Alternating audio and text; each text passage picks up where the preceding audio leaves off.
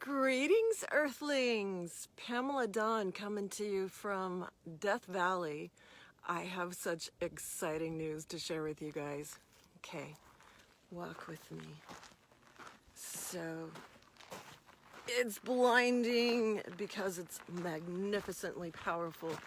A fusion reactor in the sky. Where are you? There you are.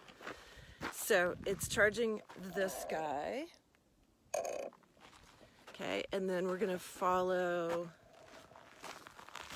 this, where the energy is stored in the battery, and then run through the power inverter, and then we just plug a regular AC cord into it, and incredibly magical things happen.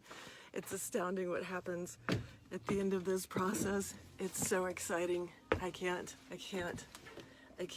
Guys. Ready? It's happening! It's happening!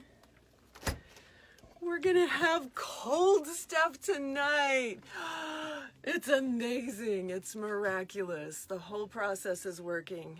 Now, a couple more panels, probably one more battery for that particular system. And I can do so many things, so many shenanigans.